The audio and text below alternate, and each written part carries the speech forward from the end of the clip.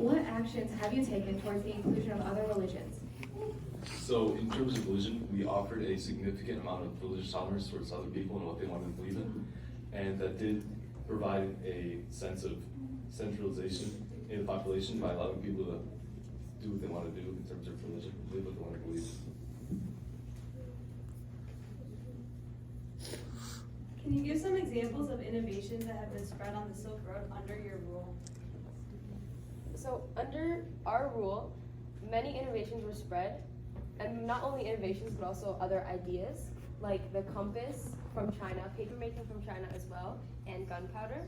But innovations would be silk, cotton, and wool, etc., like gold and silver and salt. And this spread throughout many of the countries. Through your vast empire, what steps did you take to limit crime? So to limit crime within our empire, we established a sense of security along our trade routes, along the AM system as well, which was our advanced postal system, which helped move goods from one place to another very quickly. And with the AM system, we did have the protective fort go, which would protect the merchants and traders on those trade routes.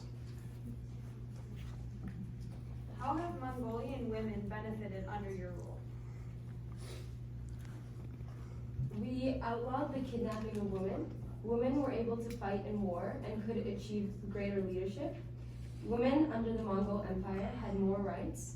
They were also given more opportunities to serve in our society, as in the military, like I just described, in a political, domestic, or workforce. The Mongols are a very innovative group. Can you explain your views on standardized writing, currency, and law systems throughout your vast empire?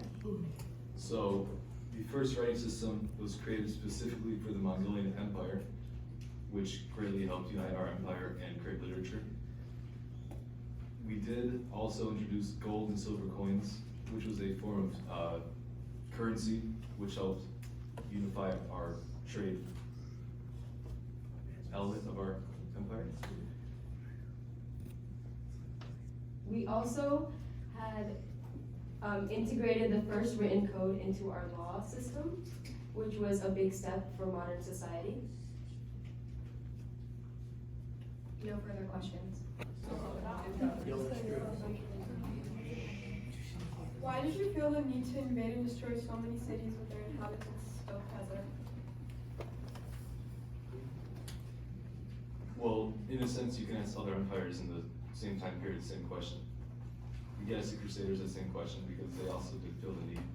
But they didn't do it with such violence. You killed over 40 million people. I have some.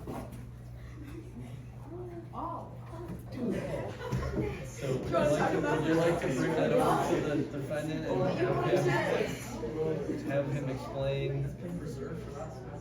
I would like to mention that, like the other Genghis Khan mentioned, the Crusaders were also very violent. They murdered many people, decapitated them as well, as did many other empires at the time and in the future, and that have done in the past. So the Crusaders, though, they had a religious reason motivating them.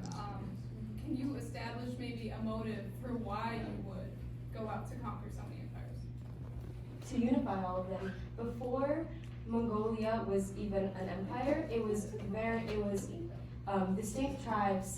They were nomads. By unifying them, we were able to have multiple ideas and diverse ideas go through empires, which connected the world even further. But Mongolia, that was one certain section. That's in Asia. You guys went out into like North Africa and like, well, maybe not North Africa, but like Southwest Asia and like even like the lower part, like the southern parts of Europe. During our rule, Mongolia was everything we had conquered. So Mongolia was all of it. It's not present day Mongolia. You say like conquer, but Mongolia is an ethnic group in Asia. It's not like Mongolians. That's basically like forcing. I thought we were talking about our empire. So you guys you gotta ask them questions. It can't just be a back and forth making statements, okay? You have to ask questions.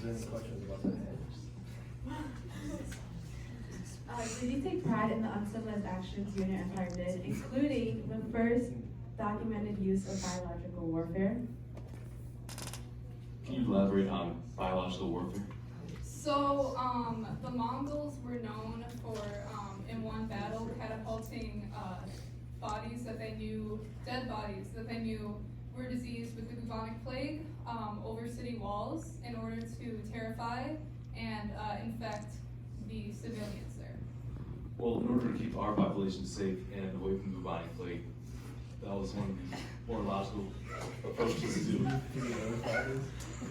disposing of the bodies. I would say the way Mongolia fought and used their warfare tactics, it greatly expanded and is still used in modern civilization. You could come back to nuclear bombing, which is not a biological warfare, but it's also very cruel. And it's something the US uses as well. You get one final question. Make it a good one. That was us. Oh, that was this?